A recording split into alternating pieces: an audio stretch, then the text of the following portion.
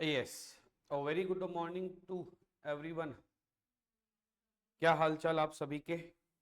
आज से हमारा पार्ट 2 भी स्टार्ट करने का प्लानिंग था, राइट। ये पार्ट 2 जो हम लोग स्टार्ट कर रहे हैं करंट अटेम्प्ट के लिए सबसे इम्पोर्टेंट है, क्योंकि ऐसा माना जाता है कि दो पार्ट में आपका टैक्स लॉ डिवाइडेड है, जिसमें एक पार्ट क्या है, जीएसटी। कितने नंबर का आता है जीएसटी आपका? जीएसटी प्लस कस्टम, ये मिला के आपका आता है 40 मार्क्स का। Direct tax that is income tax, ये आपका आता है 60 मार्क्स का। ठीक है, तो हमने अभी तक जो है वो डीटी पढ़ रहे थे, अब आईडीटी में जंप करना शुरू कर रहे हैं, राइट। तो क्या आप सब तैयार हैं आईडीटी के लिए? Are you ready for IDT? Yes sir कि no sir? It is very happening subject, it is very dynamic subject, it is very earning wala subject for all those who are doing both of these courses, either you are student of CS or you are student of CMA. This particular subject is very important to your life. अभी आप अगर किसी छोटे शहर से हो, जोधपुर से हो, इवन जयपुर तक भी, मैं उसको भी छोटे में काउंट कर रहा हूं, और आप अपनी प्रैक्टिस सेटअप करना चाहते हो, तो GST can be a very good area, जिसमें आप 40-50 क्लाइंट अपने साथ में रख लो, 10-12 लाख रुपए की प्रैक्टिस सेट हो जाएगी। कंपनीज का काम आप करो ना करो, है ना, बीइंग अ कंपनी सेक्रेटरी, आप कंपनी इनकॉर्पोरेशन का काम करो ना करो, आप कंपनी से रिलेटेड फाइलिंग्स करो ना करो, आपको मिले ना मिले, बीइंग अ सीएमए, आपको कंपनी से रिलेटेड कॉस्ट से रिलेटेड कोई चीजें मिले ना मिले, लेकिन जीएसटी तो गांव में भी मिलेगा आपको।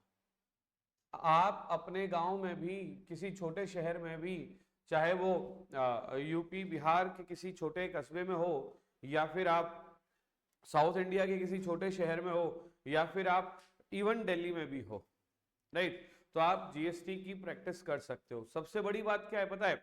अगर अगर आप जीएसटी के प्रैक्टिशनर हो, if you are practitioner of GST, पता है क्या होने वाला है?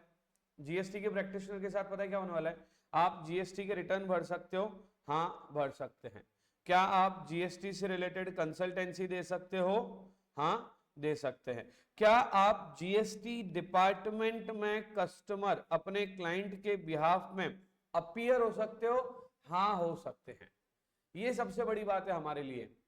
Even if you are holding degree of company secretary or CMA, in practice you can appear on behalf of your client in GST department। और ये सबसे बड़ा है हमारे लिए। आप मेरी बात समझ रहे हैं क्या? ये हमारे लिए सबसे बड़ा है। यस सर कि नो सर? बोलो हाँ है ना? समझ आया कि नहीं आया? ओके तो जैसे आप इनकम टैक्स की बात करें, इनकम टैक्स में अगर आपके क्लाइंट को कोई नोटिस आ गया, तो आप being a company secretary in practice, being a CMA in practice, आप आईटी वगैरह में अपीयर नहीं हो सकते हो। बट जीएसटी डिपार्टमेंट में अगर कोई नोटिस आया है, तो on behalf of your client you can go to the GST office, आप अपने क्लाइंट को रिप्रेजेंट करके उसके बिहाफ पर जवाब दे सकते हो। और इसके सबसे बढ़िया पैसे मिलते हैं, क्योंकि आप जा रहे हो क्लाइंट के बिहाफ पर। और जीएसटी डिपार्टमेंट अभी ऐसा पागल हो रखा है, हर छोटी छोटी चीजों के लिए नोटिस भेजे जा रहा है, कुछ भी पता नहीं चल रहा है, किसी के भी लिए भी नोटिस आ रहा है और नोटिस का जवाब दिए जा रहे हैं, दिए जा रहे हैं, दिए जा रहे हैं। और क्लाइंट को जब भी नोटिस मिलता है और उसको लगता है कि उसने सच में जीएसटी की चोरी करी है, वो तो हमें आके बता देता है। हमें उसमें कितनी इनपुट मिलेगी, क्या मिलेगा, कैसे नहीं मिलेगा, उसके ऊपर पूरा पेपर प्रेजेंट करके और डिपार्टमेंट में डॉक्यूमेंट के साथ में अपीयर होना पड़ता है। बाकायदा बहस होती है, बाकायदा हियरिंग होती है, बाकायदा डेट आती है, उसके उनके आधार पर अपन अपना आगे डिसीजन ले सकते हैं, काम कर सकते हैं। इट इज हैपनिंग, ये हो रहा है, ये बड़ी बात है। Are you getting my point? और कई सारे सीएस और सीएमए इस पे पैसा कमा रहे हैं। पहले क्या था, इसमें मोनोपोली थी किसकी? सिर्फ और सिर्फ चार्टर्ड अकाउंटेंट की। जब सेल टैक्स हुआ करता था, जब एक्साइज ड्यूटी हुआ करता था, तो सिर्फ कौन जा सकता था उसमें? CA in practice. अब जीएसटी डिपार्टमेंट सब लोग जा रहे हैं, इवन एडवोकेट भी जा रहे हैं। एडवोकेट तो वैसे भी जा ही सकते हैं, अपीयर होने का काम तो एडवोकेट का सबसे ज्यादा हुआ करता था, बट इस डिपार्टमेंट में उन लोगों की ज्यादा चलती थी। लेकिन सीए के अलावा सीएस और सीएमए को भी यहाँ पर अपीयर होने का जो है मौका मिलना शुरू हो गया है। तो मैं ऐसा कहूंगा कि this is the most important subject for your life also. पता है क्या, इनडायरेक्ट टैक्स का भी अपना एक इतिहास है। देश आजाद हुआ है ना, देश आजाद हुआ तो देश आजाद होने से पहले राजा महाराजाओं के पास में सत्ताएं हुआ करती थी या फिर अंग्रेजों के पास में सत्ताएं हुआ करती थी। राजा महाराजा भी टैक्स लेते थे, अंग्रेज यानी कि ब्रिटिशर्स भी टैक्स लेते थे, ब्रिटिश रूल हुआ करता था। ठीक है, जब हमारा देश आजाद हुआ तो हमारा मेन मुद्दा था कि कैसे भी करके इन दोनों से हमें छूटना है। हम लोग कई बार अपने स्वतंत्रता सेनानी जैसे कि महात्मा गांधी या फिर जैसे कि जवाहरलाल नेहरू या फिर और कई सारे लोग को हम एक पार्टी और दूसरी पार्टी में डिवाइड करके और हम लोग ऐसे डिवीजन करके बातें करते हैं जैसे कोई बहुत सरल काम था। आपको जान के हैरानी होगी कि उस वक्त हम सिर्फ एक जने से अलग नहीं हुए थे, हम दो जनों से अलग हुए थे। उस वक्त हम आजाद सिर्फ आजाद हम किससे हुए थे? ब्रिटिशर्स से। हमारी गलती है, हम ब्रिटिशर्स से नहीं, हम ब्रिटिशर्स जो बाहर से आए थे उनसे तो हम फ्री हुए ही थे। ब्रिटिशर्स के साथ में कई सारे राजस्थान के, मारवाड़ के नीचे गोवा वगैरह के इधर वाली साइड में कई सारे और ऐसे स्टेट्स थे जहां पे एम्परर रूल था, महाराजाओं का राज था, राणाओं का राज था, राठौड़ों का राज था। हमने हमारे देश को राजशाही से भी, राजा महाराजाओं से भी आजाद करवाया और ब्रिटिशर्स से भी आजाद करवाया। तो हम लोग जब टैक्स पढ़ते हैं तो ये वाली बात इसलिए आती है कि 47 में तो हमने इन सब से दूर हो गए। लोगों को लगा अब तो टैक्स तो देना ही नहीं पड़ेगा, लोगों को लगा कि टैक्स देना गुलामी का प्रतीक है। हमारे देश की जनता को ऐसा लगता था कि हमारी कमाई हम सरकार को क्यों देवे, क्योंकि उनके हिसाब से क्या था, अगर हम टैक्स देंगे तो हो क्या रहा है, हमने कमाया उसमें से एक हिस्सा वो लेके चले गए। ऐसे कैसे लोग है ये, हमारी कमाई छीन के ले जाते, हटाओ इनको यहाँ से। हटाया उनको, उनको क्या पता था, वो तो 10% 20% लेते थे। आने वाले जो लोग हैं वो तो लूट लेंगे आप लोगों को। पर दोनों में फर्क क्या है कि जब लोकतंत्र आया, जब कॉन्स्टिट्यूशन आया तो उसमें एक वर्ड आया डेवलपमेंट। क्या वर्ड आया? डेवलपमेंट करने के लिए क्या चाहिए? पैसा। कार्ल मार्क्स की थ्योरी कहती है कि जिन लोगों के पास में देश में एक्स्ट्रा पैसा पड़ा है उनसे ले लो, जिनके पास में पैसा नहीं है उनमें बांट दो, और साथ ही साथ उन पैसे, उसी पैसे से जहां जहां डेवलपमेंट की आवश्यकता है कर लो। तो भैया हुआ क्या, हमने पैसा लिया किससे? अमीरों से। अमीरों से किस रूप में लिया? टैक्स के रूप में। जैसे ही टैक्स हमने लिया, उस टैक्स को हमने डिफेंस में लगाया, एजुकेशन सेक्टर में लगाया, एग्रीकल्चर सेक्टर में लगाया, बतेरे सेक्टर है। हर सेक्टर में पैसा लगाने के लिए हमें पैसों की आवश्यकता है। वो पैसे लाएंगे कहां से हम लोग? टैक्स से। और टैक्स कितने तरह के? दो। देश तो आजाद हो गया, डायरेक्ट टैक्स तो फिर भी समझ में आता है, इनडायरेक्ट टैक्स तो लोगों को पता ही नहीं था होता क्या है, क्योंकि पहले सिर्फ एक ही टैक्स हुआ करता था, दैट इज डायरेक्ट टैक्स। और डायरेक्ट टैक्स किस पे लगता था? इनकम पे। अब इनकम भी क्या है, दो तरह की होती है ना, एक तो ग्रॉस, एक नेट। पहले क्या होता था, ग्रॉस पे भी टैक्स लगता था। जैसे किसान की फसल आई तो किसान ने कितना खर्चा किया उससे कोई मतलब नहीं है। आपके 100 बोरी गेहूं है, ले आओ 30 बोरी सरकार को दे दो। Are you getting my point? अब किसान सोचता था कि जो 100 बोरी गेहूं है ये मेरी नेट थोड़ी है, इसमें से मुझे अपने लेबर्स को भी डिस्ट्रीब्यूट करना पड़ेगा, मेरा रॉ मटेरियल भी खर्च हुआ है, मेरी खाद का भी खर्चा हुआ है, मेरे सब तरह का खर्चा हुआ है। तो एक तो ये वाला टैक्स हुआ करता था। दूसरा कौन सा टैक्स हुआ करता था कि जो आपने अर्न किया है उसमें से एक हिस्सा सरकार को दे दो। सरकार उस वक्त लोगों के साथ में बड़ी टेक्निकली बहुत प्रॉब्लमेटिक था एक ये वाला टैक्स लगाना, जिसका नाम था इनडायरेक्ट टैक्स।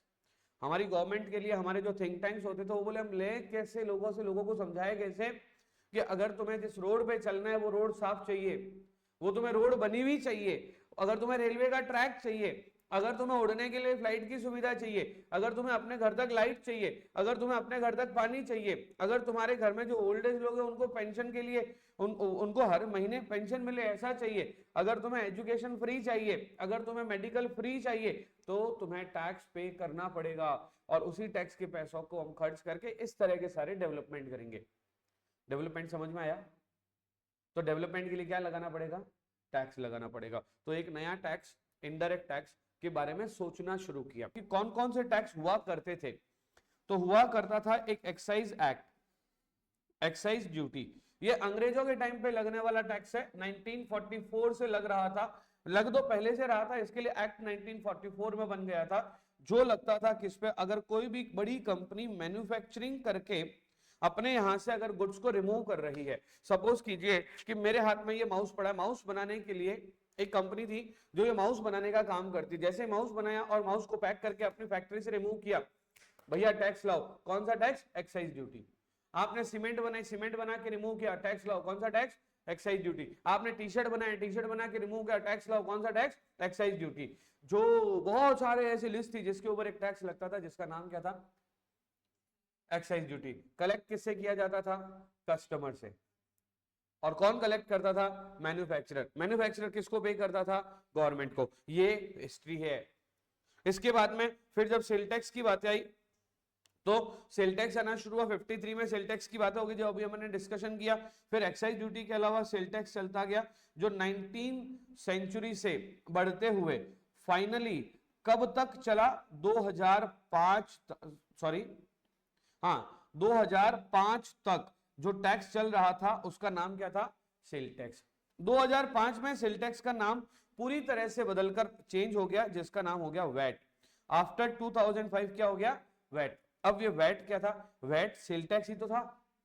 वैट का पुराना नाम क्या है, सेल टैक्स। कब तक चल रहा था वैट, सर नहीं नहीं हमने तो सुना है कि सर 1999 से चेंज हो गया था। हाँ होना शुरू हो गया था, हरियाणा में सबसे पहले चेंज हुआ, फिर किसी और स्टेट ने, फिर किसी और स्टेट ने। लास्ट जो स्टेट था ना जिसने ये सेल टैक्स हटा के वैट लगाया, वो कौन से ईयर में हटाया था, 2005। देश पूरा सेल टैक्स हटा चुका था और क्या ला चुका था, वैट। आपने एक बात नोटिस करी होगी, गोवा में शराब सस्ती मिलती है, सुना होगा आपने, है ना। गोवा में जो है वो अल्कोहल सस्ता मिलता है, पता है क्यों, पूरे देश में वैट है, गोवा में वैट ही नहीं। और शराब पे, है ना, अल्कोहल पे वैट लगता है। तो सोच के देखो, हम राजस्थान में अल्कोहल कंज्यूम कर रहे हैं, शराब पी रहे, दारू पी रहे, पैक लगा रहे, है ना, वैट लगा हुआ है, वैट लगा हुआ है। अब वो 14% वैट हटा दो, तो अगर राजस्थान में वो 100 रुपए का है तो 14% यानी कि 14 रुपए कम कर दो, तो गोवा में कितने का होगा, 85 का अप्रोक्सीमेटली, 85-86 का, यस और नो। तो मुझे बताओ अल्कोहल राजस्थान में सस्ता हुआ या गोवा में। अभी सपोज करो किसी स्टेट में ये रेट अगर 30% है तो वहां पे 100 रुपए की एक बोतल है, मजा आ रहा है नैनिका को क्या, है ना। राजस्थान में किसी और स्टेट में 100 रुपीज की बोतल है, लेकिन गोवा में कितने की हो जाएगी, 70 की। Are you getting my point. तो गोवा में वैट था ही नहीं, तो सर वैट स्टेट सब्जेक्ट था, हाँ VAT was subject of state, state को जचेगा तो वैट लगाएगा, नहीं तो वैट नहीं लगाएगा। Second, third point, third number पे इन्होंने कहा कि एक होती है पेट्रोल। आप कभी गोवा घूमने गए हो तो आपको पता होगा वहां पेट्रोल भी सस्ता है, क्योंकि पेट्रोल पे भी क्या लगता है, वैट। और गोवा में वैट नहीं है, तो वैट वाला एलिमेंट है जो गोवा में लगेगा कि नहीं लगेगा। यही वजह है कि राजस्थान में, आप दिल्ली में, राजस्थान में, गुजरात में, मध्य प्रदेश में, महाराष्ट्र में, कर्नाटका में या तमिलनाडु में कहीं पे भी अगर आप पेट्रोल भरवा रहे हो तो आपको इंक्लूडिंग वैट भरवाना है। बट अगर वही पेट्रोल अगर आप कहाँ भरवा रहे हो, गोवा में, तो वैट नहीं, वो वहां पे अलग टाइप का सिस्टम था वैट कलेक्शन का या वैट का। तो गोवा वाज द स्टेट जहां पे वैट एप्लीकेबल नहीं था, इस वजह से वहां पे पेट्रोल और दारू दोनों सस्ते मिलते हैं। यस सर कि नो सर, यस सर। अपन आगे बढ़ते हैं, सेल टैक्स और वैट के बाद में सेल टैक्स, फिर वैट आया। वैट कब तक चला, वैट चलता गया कब तक, 2017 तक। और 2017 में वैट की जगह किसने ले ली, जीएसटी में। और एक्साइज ड्यूटी भी कब तक चला, 2017 तक। एक्साइज ड्यूटी की भी जगह किसने ले ली, किसने ले ली, वेरी गुड, ठीक है। अब हुआ क्या, इसके अलावा हमारे उस वक्त प्रधानमंत्री बने, सॉरी फाइनेंस मिनिस्टर बने डॉक्टर मनमोहन सिंह। ये वाला टॉपिक मैं जब पढ़ा रहा होता हूं तो बच्चे बोलते हैं सर ऐसा लगता है आप कांग्रेस हो, है ना। बट मैं कांग्रेस नहीं हूं, मैं एक ऐसा पर्सन हूं जो इकोनॉमिक्स की थोड़ा ज्ञान रखता हूं, या इंडियन इकोनॉमी का थोड़ा ज्ञान रखता हूं, तो जो हुआ है वो बताता हूं मैं, है ना। ना तो मनमोहन सिंह जी मेरे मासी के बेटे भाई हैं, ना नरेंद्र मोदी मेरे बुआ के बेटे भाई हैं। वो मैं जब बात कर रहा हूं 1994 की, तो I have to talk about the finance minister of that time. और उस वक्त फाइनेंस मिनिस्टर कौन थे, doctor Manmohan Singh. If I'll talk about 1991 liberalization, globalization, privatization, I'll take the name of doctor Manmohan Singh. हुआ क्या था 1991 में, सबसे पहले उन्होंने एलपीजी लाए. आप एक बार हिरार्की देखो इंडिया की, ठीक है ना. आप भले इसको नहीं भी लिखोगे तो भी चलेगा, मैं जीएसटी में आपको ले जाने की कोशिश कर रहा हूं. ले जाने के लिए पहले एक स्टोरी सेट कर रहा हूं ताकि आपको जीएसटी के अंदर घुस जाओ पूरी तरह से. फिर आया 1991, कौन सा ईयर आया 1991 में. इन्होंने कहा कि हम 3 प्लान ला रहे हैं. पहला कौन सा, लिबरलाइजेशन. दूसरा कौन सा, ऐसे तो नहीं चलेगा. दूसरा कौन सा, प्राइवेटाइजेशन. तीसरा कौन सा, ग्लोबलाइजेशन. मुझे बताओ इन तीनों का मतलब क्या. मैं आपसे पूछना चाहता हूं, क्या मैं कह सकता हूं liberalisation literally means no to licence. No to licence यानी कि पहले आपको कोई भी काम करना है ना तो गवर्नमेंट से लाइसेंस लो. जब तक आप लाइसेंस नहीं लोगे आप काम नहीं शुरू कर सकते. फैक्ट्री खोलना बड़ा टफ था. आज तो हमारे यहाँ पे इंडस्ट्रियलिस्ट बैठे हैं, सेठी हैंडीक्राफ्ट वाले, है ना. इन्होंने अपना काम शुरू कर दिया और ये अपना बड़ा अच्छे से बिजनेस कर रहे हैं. लाइसेंसिंग प्रणाली नहीं है इसीलिए कर पा रहे हैं. ये अभी कल को जाएंगे एक्सपो में अपने जाके अपना वो लगाएंगे, क्या बोलते हैं इसको, मेला वेला लगाएंगे, वहां पे फेयर वेयर में अपनी स्टॉल लगाएंगे. लगा सकते हैं क्योंकि अब लाइसेंसिंग प्रणाली नहीं है. 1991 से पहले इस तरह की बड़ी फैक्ट्री खोलना भी पहले गवर्नमेंट का लाइसेंस लो फिर फैक्ट्री खोल सकते हो. आपको मसालों का काम करना है पहले गवर्नमेंट से लाइसेंस लो. आपको कुछ भी काम करना है पहले गवर्नमेंट से एक पर्टिकुलर कैपेसिटी से ज्यादा, है ना. आपको गली के अंदर बाहर अगर गेहूं पिसाने वाले, मसाले पीसने वाली आटे की चक्की लगानी, अब लगा सकते हो. उसके लिए लाइसेंस की जरूरत नहीं थी. लेकिन अगर आपको क्या खोलनी है, फैक्ट्री. क्या खोलनी है, फैक्ट्री. एक पर्टिकुलर कैपेसिटी से ज्यादा you have to take licence. अब लिबरलाइजेशन क्या है, लाइसेंस प्रणाली खत्म. प्राइवेटाइजेशन क्या है, जो चीजें गवर्नमेंट सेक्टर में थी गवर्नमेंट सेक्टर को हटा के किसको दे दी, प्राइवेट सेक्टर को. मैं आपसे एक बात पूछना चाहता हूं, जब ये गवर्नमेंट सेक्टर के पास था तो कमाई किसकी हो रही थी, गवर्नमेंट की. गवर्नमेंट की कमाई कभी होती नहीं है क्योंकि सरकार जब कोई चीज देती है तो उसे सस्ता ही देना पड़ता है. अगर गवर्नमेंट कोई चीज दे रही है तो उसे सस्ता ही देना पड़ता है. 1991 से पहले राशन की दुकानों में, राशन की जो दुकान होती थी, सरकारी राशन की दुकानें जिसको कंट्रोल कहते हैं, वहां पे गेहूं, चावल, चने की दाल, मूंग की दाल, मोगर की दाल सब कुछ मिलता था. और आग जलाने के लिए केरोसिन और यहाँ तक की माचिस की डिबियां भी साथ में सरकार दे दी थी. लेकिन हुआ क्या, धीरे धीरे. अच्छा एक बात बताओ, जब ये चीजें सरकार दे रही तो सरकार पहले खरीद रही है, खरीद के बेच रही है. तो पहली बात, अगर ये कोई प्राइवेट पर्सन काम करता तो वो 4 पैसे भी कमाता. तो मनमोहन सिंह जी ने कहा कि हम इसका प्राइवेटाइजेशन कर लेते हैं. तो लोगों ने कहा कि अगर इसका प्राइवेटाइजेशन करोगे तो लोगों को महंगा मिलेगा. मनमोहन सिंह जी ने कहा कि जब हमने लिबरलाइजेशन किया है तो लोग पैसे भी कमाएंगे, लोग फैक्ट्रियां भी खोलेंगे, लोग अर्न भी करेंगे, पैसे का रोटेशन होगा. तुम चिंता मत करो, बढ़िया हो जाएगा, आगे जाके देखो तुम. कुछ लोगों ने विरोध किया, कुछ लोगों ने माना. फाइनली ग्लोबलाइजेशन का मतलब क्या था, फॉरेन एंटिटी को इंडिया में एंट्री देना. फॉरेन एंटिटी को इंडिया में एंट्री देना. अभी क्या हुआ, देश में पैसा घूमना शुरू हो गया. Rotation of the money was started. अभी आ गया 1994. हिस्ट्री को समझना, कौन सा ईयर आ गया. उन्होंने कहा कि अब जो है ना देश में पैसा आना शुरू हो गया है, सेल टैक्स को हटाओ. 1992 में वैट लाना शुरू कर दिया, है ना. वैट लाना शुरू कर दिया. एक व्यक्ति थे जिसका नाम था राजा जे छलिया. राजा जे छलिया के नाम से एक व्यक्ति थे. उनके प्रेसिडेंसी में एक कमेटी बनाई गई और उस कमेटी का काम था प्योरली काम करना for the purpose of taxation reform. तो सबसे पहले उन्होंने बोला कि हम लोग क्या हटाएंगे, सेल टैक्स. क्या लाएंगे, वैट. फिर धीरे धीरे आगे बढ़ता गया. फिर सर्विस टैक्स लाने के लिए बोले सर ये क्या नाम था, एक मिनट रुको. पहले टैक्स का नाम अपने क्या रखा था, दूसरे टैक्स का नाम क्या रखा था, सेल टैक्स. तीसरे टैक्स का नाम था सर्विस टैक्स. ये पहली बारी कब इंट्रोड्यूस हुआ, 1994 में. आप कहोगे 1994 में इंट्रोड्यूस क्यों हुआ, कहानी ये रही. यहां पे 1991 में क्या आ गया, एलपीजी. लोगों के पास पैसे का रोटेशन शुरू हो गया. पहले इन्होंने धंधे को इजी किया है, फिर धंधे को इजी करके लोगों को पैसे कमाने की टेक्निक्स बताई है. 1992 में आप सोच के देखो, कोई व्यक्ति देश का फाइनेंस मिनिस्टर बना है 5 साल के लिए. 1991 में फाइनेंस मिनिस्टर बनाए, कितने साल के लिए, 5 साल. हर साल कुछ ना कुछ उन्होंने किया है. 1991 में एलपीजी ले आए, 1991 में सर्विस टैक्स ले आए, 1994 में VAT conversion of sale tax into VAT के ऊपर बातें करना शुरू कर दी. और साथ ही साथ एक्साइज ड्यूटी को इजी करना शुरू कर दिया। आप सोच के देखो कितना बड़ा रिफॉर्म, फॉरेन डायरेक्ट इन्वेस्टमेंट आए इसलिए ग्लोबलाइजेशन ले आए और फॉरेन डायरेक्ट इन्वेस्टमेंट से रिलेटेड काम करना शुरू कर दिया। ये काम नहीं हुए होते तो देश का डेवलपमेंट नहीं होता, है ना। मुझे ऐसा लगता है कि सन 2004 में जब अटल जी की सरकार की विदाई हो रही थी और अटल बिहारी वाजपेयी की बजाय जब कांग्रेस की सरकार बनी तो उन्होंने डॉक्टर मनमोहन सिंह को प्राइम मिनिस्टर बना दिया। बजाय इसके वो स्विच ओवर कर देते, दैट इज प्रणब मुखर्जी जो कभी देश के राष्ट्रपति हुआ करते थे उनको प्राइम मिनिस्टर बना देते और मनमोहन सिंह जी को फिर से क्या बना देते, फाइनेंस मिनिस्टर। तो वो बहुत अच्छा एक और 5-10 साल और अच्छे चले जाते और नए रिफॉर्म्स आ जाते और नए रिफॉर्म्स के साथ में कई सारे डेवलपमेंट हो जाते। बट उन्होंने क्या हुआ, मनमोहन सिंह जी को तो कौन सा दिया, प्रधानमंत्री बनाया, प्रणब मुखर्जी और पी चिदम्बरम को अलग अलग टाइम पे उन्होंने फाइनेंस मिनिस्टर बनाया, फिर प्रणब मुखर्जी को उन्होंने देश का राष्ट्रपति बना दिया। तो इस तरह से चीजें थोड़ी सी बदल गई। He was very strong person, Pranab Mukherjee was very strong person. उनको अगर प्रधानमंत्री बना देते तो सिचुएशन 2004 से 2014 में जो करप्शन हुए, जो बदमाशियां हुई वो नहीं होती, राइट। एनीवेज, तो हम लोग आते हैं 1994 में। अब क्या होता है, जब भी कोई नया टैक्स लगाते हैं तो देश बिदक जाता है। बिदकने का घोड़ी देखा है, घोड़ी है ना, बदमाश घोड़ी देखी आपने, है ना। बदमाश घोड़ी के पीछे से अगर कोई टच करता है तो ऐसे कूदना शुरू हो जाती है, टक टक टक टक, है ना, उसको बोलते हैं घोड़ी का बिदकना। और एक बार घोड़ी बिदक जाए तो उसको संभालना मुश्किल हो जाता है।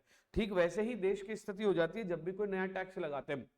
अलग अलग सेक्टर के अलग अलग तरह के लोग सीधे सीधे रोड पे आ जाते हैं और प्योरली वो शुरू हो जाते हैं कि नहीं नहीं ये तो टैक्स होना ही नहीं चाहिए, और आंदोलन शुरू हो जाते हैं और सरकार को टैक्स को वापस लेना पड़ता है। मनमोहन सिंह जी की आप इसमें जो है ना दूरदृष्टि देखो और उनका जो है ना वो पावर देखो, उनका पावर देखो, उनकी मेंटल एबिलिटी देखो। उन्होंने धीरे से चुपचाप से कहा कि सर्विस टैक्स थोड़ी ला रहे हैं हम तो 3 सर्विसेज पे टैक्स लगा रहे हैं। सिर्फ कितनी सर्विसेज पे? 3। उन्होंने सिर्फ पहले साल में सिर्फ 3 सर्विसेज पे टैक्स लगाया और पहली बार इंडिया ने सर्विस टैक्स फील किया। सोच के देखो, आप मुझसे अभी कोर्स परचेज कर रहे हो, है ना। जब आप कोर्स परचेज करते हो हमारा, तो आप क्या देते हो? जीएसटी देते हो।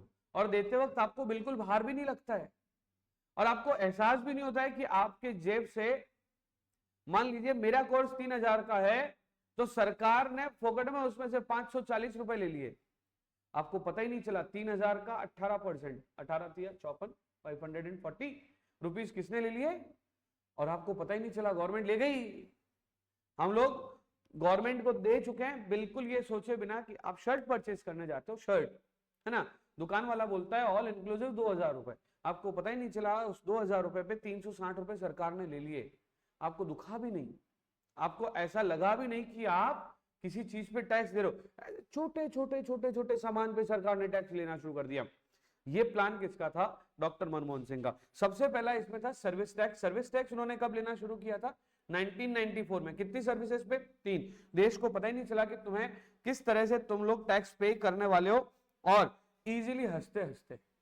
यही तो एक इकोनॉमिस्ट की खास बात होती है कि वो इस तरह से रोटेशन शुरू करे कि लोगों को पता ही नहीं चले।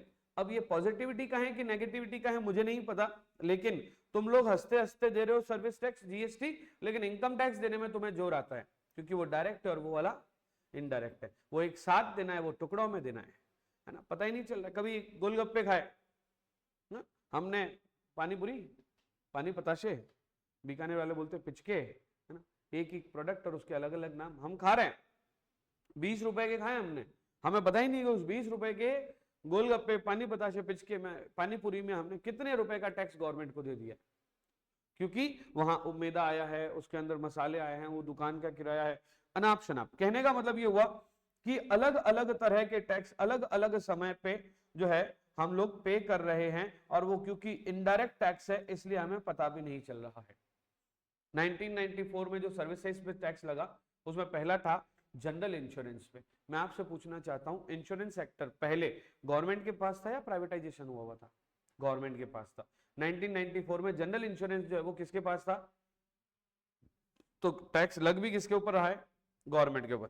तुम अपना इंश्योरेंस करवा रहे हो, ठीक है, इंश्योरेंस का कमीशन, इंश्योरेंस का अमाउंट बनता है सपोज करो 2000 रुपए, 2000 पे 10% टैक्स उन्होंने लगा दिया 200 रुपए, ठीक है एक्स्ट्रा। अब तुम्हें कितना पे करना है इंश्योरेंस का? 2200 रुपए।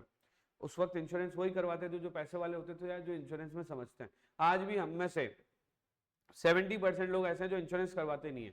आज भी कितने परसेंट लोग इंश्योरेंस करा? We are living in 25-26। कितने परसेंट लोग इंश्योरेंस करवाते हैं? 30% लोग। उस वक्त तो इसका भी 10% लोग कराते नहीं। पूरी देश के पॉपुलेशन का 1% से भी कम लोग अपना इंश्योरेंस करवाते थे। Are you getting my point? Yes और नो? हाँ या ना? उसके ऊपर उन्होंने सर्विस टैक्स लगा दिया, तो पता ही नहीं चला लोगों को। आपने क्या करना है? इंश्योरेंस पे टैक्स लगाओ तुम, हमारे क्या करना है? उनको पता नहीं था, धीरे धीरे तुम भी ट्रैप में फंसने वाले हो। तो पहला टैक्स किस पे लगाया? General insurance. जनरल इंश्योरेंस के बाद दूसरा लगाया टेली कम्युनिकेशन। अब मैं आपसे पूछना चाहता हूं, अब मैं आपको पूछना चाहता हूं 1994 में टेलीफोन सिर्फ एक ही हुआ करता था, दैट इज BSNL, लैंडलाइन। अब लैंडलाइन का बिल आ रहा है, उसके ऊपर सर्विस टैक्स लगा हुआ है। क्या करना है, आने दो ना। लैंडलाइन सबके पास होता था, अमीरों के पास होता था? 1994 में लैंडलाइन सबके पास होता था कि अमीरों के पास होता था? 1994 में तो अमीरों के पास ही होता था। 1998 1999 के बाद लगभग सब घर में फोन आ गए। 1999 के बाद लगभग सब घरों में फोन आ गए। सन 2000 1997-8 कुछ ऐसा ईयर था शायद, जब रेगुलरसली जो है BSNL ने अपने कनेक्शन देने शुरू किए और लगभग लगभग हर घर में एक लैंडलाइन हुआ करता था। तुम लोग अपने घर पे पूछ लेना, लगभग सबके घरों में उस वक्त लैंडलाइन आ चुका था। यस सर कि नो सर? पता है भारत एक ऐसा देश है जहां पे पंचायती फेवरेट है। और भारत नहीं, वर्ल्ड में यथा पिंडे तथा ब्रह्मांडे, सब जगह ऐसा ही होता है।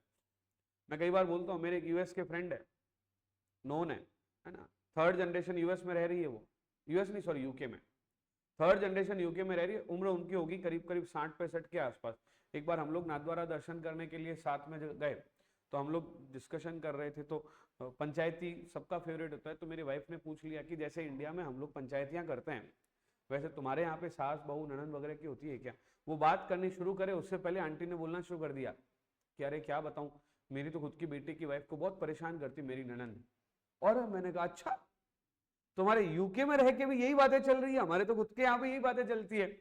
तो मुझे लगा कि बातें तो यूनिवर्सल है, कहीं पे भी जाओ सेम टू सेम बातें चलेगी। मतलब उसकी बेटे की वाइफ को परेशान करने कौन आ रही है? उसकी ननद। मतलब जो बेटा है उसकी बुआ जी। मतलब बुआ जी सब जगह ही फेमस है, बुआ जी, यू नो। तो मैंने कहा अकेले आते हैं कि फूफा जी साथ में आते हैं? तो क्या हाँ वो भी आते हैं, तो उनके नखरे रहते, गरम खिलाओ। मैंने कहा ओहो, फूफा जी यूके में भी फेमस है? यस और नो? तो टेली कम्युनिकेशन, एक मैं पंचायती आपको बता रहा था, telecommunication is related to पंचायती, है ना, बातें करना। तो गवर्नमेंट ने कहा ये तो बातें करेंगे लोग, बिल आएगा, बिल आएगा, उसके ऊपर थोड़ा सा और एक्स्ट्रा आ जाएगा।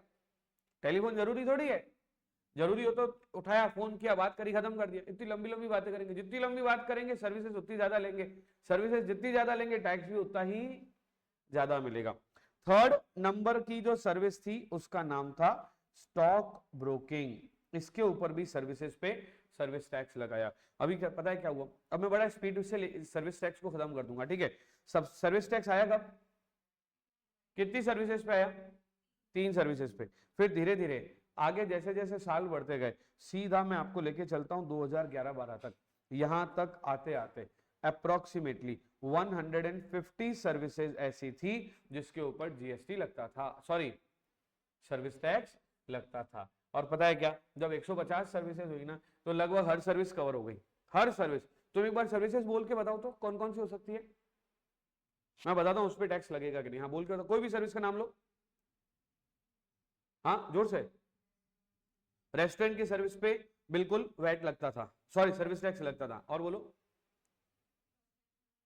प्रोफेशनल सर्विसेज में लॉयर और डॉक्टर को छोड़ दो, बाकी सब पे सर्विस टैक्स लगता था। Even teaching institute, coaching institute पे भी सर्विस टैक्स लगता था। और बोलो। हॉस्पिटल सर्विस, मेडिकल सर्विसेज में भी कई सारी ऐसी सर्विसेज हैं जिनको एग्जाम के दायरे में रखा था, कई सारे को, कई सारे में सर्विस टैक्स लगता था। और बोलो। मतलब 150 है, तुम तो 5, 10, 15 भी नहीं बोल पाओगे, है ना? 150 सर्विसेज, है ना, जिसके ऊपर सर्विस टैक्स लग रहा था। फिर गवर्नमेंट को लगा कि यार अब तो सब पे लग ही रहा है, तो गवर्नमेंट ने क्या किया, 2011-12 के बाद में एक लिस्ट बनाई जिसका नाम रखा नेगेटिव लिस्ट। क्या नाम रखा? Negative list. और उन्होंने कहा कि ये चीजें हैं इनके ऊपर सर्विस टैक्स नहीं लगेगा, बाकी सब पे लगेगा। मतलब नेगेटिव लिस्ट के अलावा जितने भी लोग हैं उनके ऊपर सर्विस टैक्स लगेगा। नेगेटिव लिस्ट के अलावा जितने भी लोग हैं उनके ऊपर सर्विस टैक्स लगेगा। तो सर्विस टैक्स का दायरा बढ़ा दिया, बढ़ा नहीं दिया, भयंकर रूप से बढ़ा दिया। इतना बढ़ा दिया, इतना बढ़ा दिया जिसकी कोई सीमा नहीं। मतलब हर जगह से सर्विस टैक्स कवर हो रहा था। तो सरकार उस वक्त एक डेटा आया, ये 2011-12 के आसपास की बात बता रहा हूं, पूरे देश के रेवेन्यू का 57% revenue only and only service tax से आ रहा था।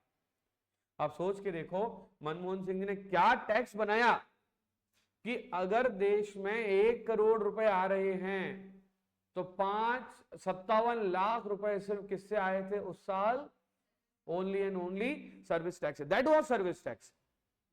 धीरे धीरे इन्होंने कहा कि अब क्या हो रहा है कि एक्साइज ड्यूटी को चलाने के लिए एक अलग से डिपार्टमेंट है जिसका नाम है CBEC, central board of excise and custom. Sale tax को चलाने के लिए अलग से एक डिपार्टमेंट है जिसका नाम है सेल टैक्स डिपार्टमेंट, और लेटर ऑन अलग अलग स्टेट में उसका अलग अलग नाम था। राजस्थान में उसका नाम कॉमर्शियल टैक्सेस डिपार्टमेंट था, CTD। उन्होंने कहा ऐसा तो नहीं चलेगा। एक मिनट,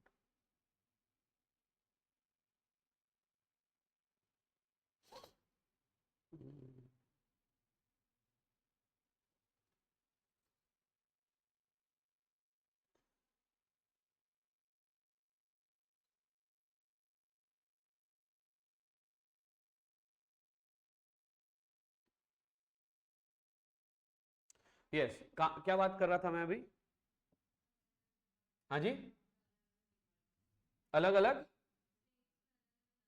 मतलब अलग अलग जो है वो क्या हुआ करते थे, डिपार्टमेंट हुआ करते थे। जैसे एक्साइज का डिपार्टमेंट अलग, सेल टैक्स का डिपार्टमेंट अलग, सर्विस टैक्स का डिपार्टमेंट, सेंट्रल एक्साइज डिपार्टमेंट जो हुआ करता था वही चला रहा था। तो देखो, अच्छा क्या हुआ था, अब जैसे देखो सेल टैक्स जो वो स्टेट गवर्नमेंट का था। सेल टैक्स किसका था? मतलब सेल टैक्स कलेक्ट करने की जिम्मेदारी किसकी थी? स्टेट गवर्नमेंट की। सर्विस टैक्स कलेक्ट करने की जिम्मेदारी सेंट्रल गवर्नमेंट की। एक्साइज ड्यूटी में दो पार्ट हुआ करते थे, सेंट्रल एक्साइज और state excise. Central excise central government collect करता था, state excise state government collect करता था। और यार इतना कंफ्यूजन, एक देश इतना सारा टैक्सेशन। गवर्नमेंट ने कहा एक काम करते हैं, इन सबको हटाते हैं, एक नया टैक्स लाते हैं।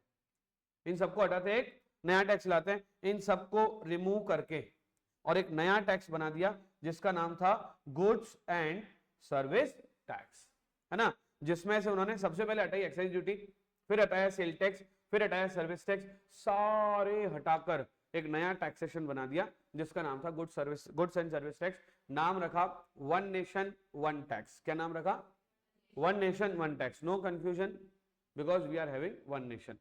अभी क्या हुआ, स्टेट गवर्नमेंट चिल्लाना शुरू किए, ओ भाई सेल टैक्स हम कमा रहे थे, तुम हमारे पेट पे लात क्यों मार रहे हो, सारी अर्निंग। अभी हमारे भजन लाल जी शर्मा जो राजस्थान सरकार के, जो राजस्थान के CM है, या फिर यूपी के योगी जी जो यूपी के CM है, वो बोले कि अरे तुम ये टैक्स ऐसे हटा दोगे अगर, तो स्टेट गवर्नमेंट की कमाई कहां से होगी। मोदी जी बोले सब भाइयों चिंता मत करो, सबका मैंने हिसाब सोच के रखा है, ठीक है। तुम लोगों को जितना पैसा स्टेट गवर्नमेंट को जितना पैसा स्टेट टैक्सेस से मिलता था वो पैसा GST से भी मिलेगा, इस बात की मैं गारंटी देता हूं। बोले कि नहीं मिला तो तुम तो वैसे भी कई गारंटी दे चुके हो पहले, नहीं मिला तो क्या। बोले चिंता मत करो, अगर पैसा नहीं मिला तो मैं तुम्हें विश्वास दिलाता हूं, मैं तुम्हें गारंटी देता हूं कि अगर तुम्हें पैसा नहीं मिला तो मैं तुम्हें पैसा दे दूंगा। मतलब कि जितना पैसा तुम्हारा स्टेट गवर्नमेंट का पुराने वाले टैक्सेस से आ रहा था, वो का वो सेम पैसा तुम्हारा GST से भी आएगा। अगर GST से नहीं आता है, अगर वो पैसा GST से नहीं आता है, तो जो कॉम्पेंसेशन है वो कॉम्पेंसेशन कौन देगा? Central government. और इसका नाम रखा GST कॉम्पेंसेशन एक्ट। और एक एक्ट अलग से बना दिया GST के लिए कि स्टेट गवर्नमेंट के नुकसान को भरने के लिए, क्या बोल रहा हूं मैं, स्टेट गवर्नमेंट के नुकसान को भरने के लिए अलग से एक टैक्स रखा जाएगा जिसका नाम क्या रहेगा? GST compensation act. समझ में आई? अब स्टेट गवर्नमेंट भी शांत, सेंट्रल गवर्नमेंट भी शांत, सरकार खुद की थी 2017 में, है ना, मोदी जी प्रधानमंत्री थे, सुप्रीम पावर के साथ में थे, सेंट्रल भी में भी और स्टेट में भी, और साथ ही साथ वो Lok Sabha first house of the parliament और second house of the parliament, house of people में भी वही थे और हाउस ऑफ स्टेट में भी वही थे। दोनों जगह पे जो एनडीए गवर्नमेंट थी वो सत्ता में थी, उन्होंने कॉन्स्टिट्यूशन में चेंजेस किए, कॉन्स्टिट्यूशन में चेंजेस करके नया एक एक्ट ले आए जिसका क्या नाम रखा, जीएसटी लॉ। क्या नाम रखा, ये कब आया है, ईयर 2017 में। अगर जीएसटी की पर्सनल हिस्ट्री की बात करें, अगर जीएसटी की पर्सनली हिस्ट्री की बात करें तो जीएसटी के बारे में सबसे पहले सोचना शुरू किया था कब, ईयर 2007 में।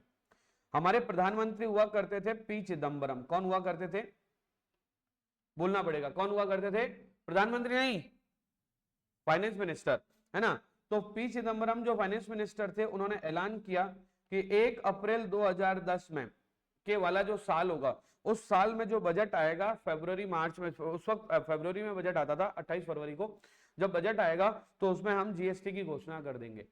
हो नहीं पाया क्योंकि ये समय तो था 3 साल का, लेकिन इस 3 सालों में इतनी तैयारियां हो नहीं पाई ना, और न ही जीएसटी लाने के लिए इनकी सरकार पूरा जो है वो पक्ष में थी। मतलब कि वोट चाहिए ना, अरे कोई भी बदलाव लाने के लिए 50% से ज्यादा मेजोरिटी थी। जो दल इनके साथ थे उन्होंने भी मना कर दिया, नहीं हमारे तो नहीं लाना, हमारे तो जो चल रहा है वो चलना है। तो are you getting my point. जैसे अभी इन दिनों एक बिल जो है वो सरकार में चल रहा है, वक्फ बिल, है ना। वक्फ बोर्ड को जो है वो एक अलग से एक्ट, बीजेपी कह रही है कि हम वक्फ को खत्म नहीं कर रहे हैं, हम वक्फ में अमेंडमेंट कर रहे हैं, उससे जो है वो वक्फ बोर्ड को कोई नुकसान नहीं होने वाला है, ठीक है। अब हुआ क्या, इस बार बीजेपी के 240 ही एमपी चुने गए थे, ठीक है, और वोटिंग चाहिए 272 की। बीजेपी का साथ देने वाले 2 दल हैं, एक तो नीतीश कुमार और एक चंद्रबाबू नायडू। नीतीश कुमार ने और चंद्रबाबू नायडू ने दोनों ने खुद ही व्हिप जारी कर दिया कि हम आपका सपोर्ट करेंगे वक्फ बिल में, आप वक्फ बिल ला सकते हो, राइट। तो जब वो दोनों सपोर्ट करेंगे तो ऑटोमेटिकली 272 से ज्यादा एमपी हो गए, और जब 272 से ज्यादा एमपी हो गए तो तुम वक्फ बिल जो वक्फ एक्ट में कन्वर्ट हो सकता है, क्योंकि 50% से ज्यादा मेजोरिटी है। लेकिन जब 2007 में जब जीएसटी के बारे में सोचा गया था, तब 2010 में जब ये जीएसटी लाना चाह रहे थे तो जीएसटी नहीं ला पाए। क्यों नहीं ला पाए, क्योंकि इनके साथ में जो दल हुआ करते थे, चाहे वो लालू प्रसाद यादव वाला दल हो, चाहे वो नीतीश कुमार वाला दल हो, चाहे वो कोई सा भी दल हो, उन्होंने बोल दिया हम आपका सपोर्ट नहीं करें, जीएसटी को हमको नहीं समझ में आता है, जो चल रहा है उसको चलने तो, बदलाव की आवश्यकता नहीं है। तो 2010 में इन्होंने कोशिश करी लेकिन जीएसटी नहीं आ पाया, लाने की कोशिश करी लेकिन नहीं आ पाया। 2011-12 में मोदी जी का एक वीडियो है जहां पे मोदी जी जीएसटी के अगेंस्ट में बोल रहे हैं कि जीएसटी जैसा बेकार टैक्स कोई नहीं है, क्योंकि जीएसटी में एक लाइन लिखी है ऑनलाइन होना चाहिए। जीएसटी कैसा होना चाहिए, ऑनलाइन। लेकिन तुम जो जीएसटी ला रहे हो वो पूरा ऑनलाइन वाला ही है, लेकिन देश के पास 4G कनेक्शन तो है ही नहीं। आज तो 5G है सबके पास, उन्होंने क्या बोला, देश के पास 4G कनेक्शन तो है ही नहीं, कैसे लाओगे तुम जीएसटी को। मैं बताता हूं अभी ना, अगर मेरे को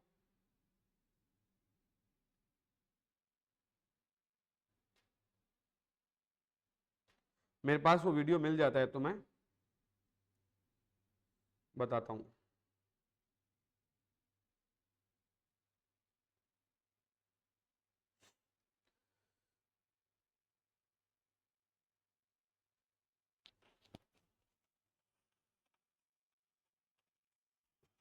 ये है, ये भी आपको आवाज आएगी, ठीक है।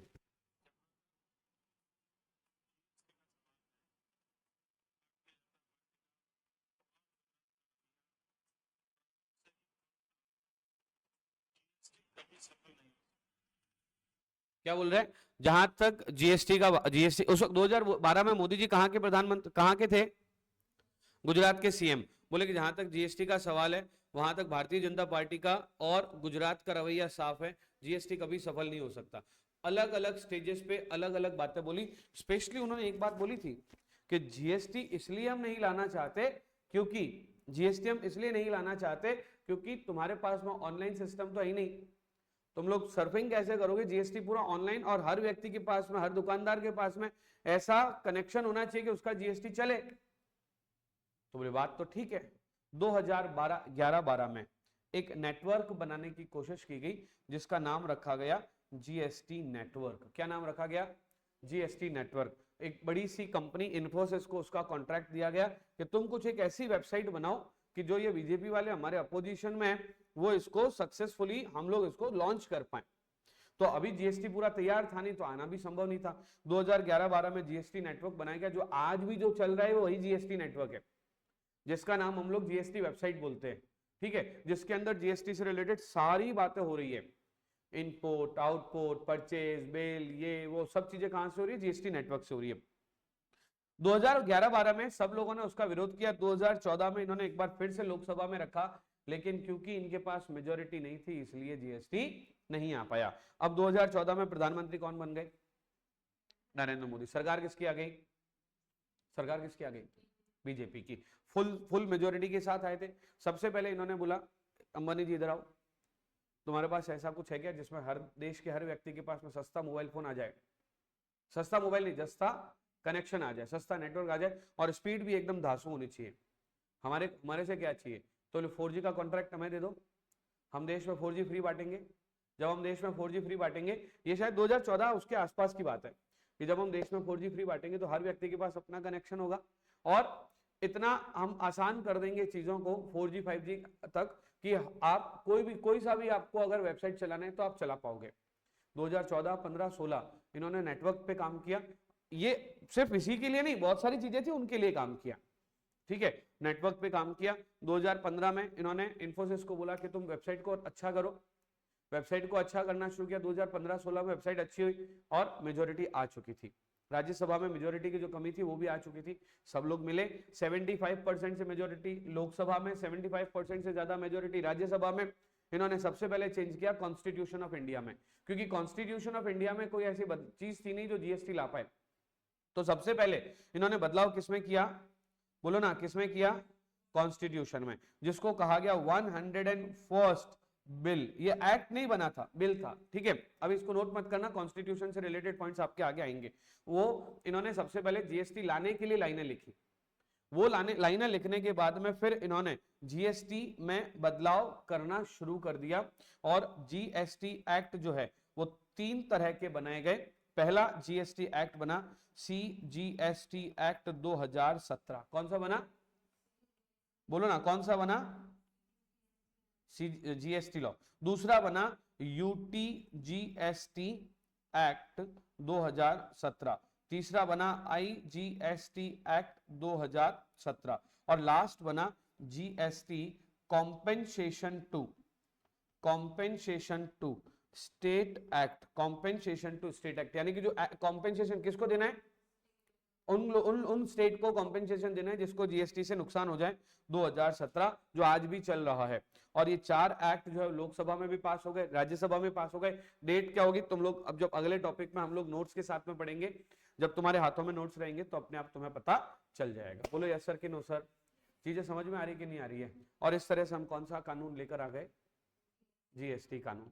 और ये हमारे लिए 40 नंबर का बन गया। यस सर कि no sir? So with this I conclude today's lecture. From tomorrow we will continue with next part of GST.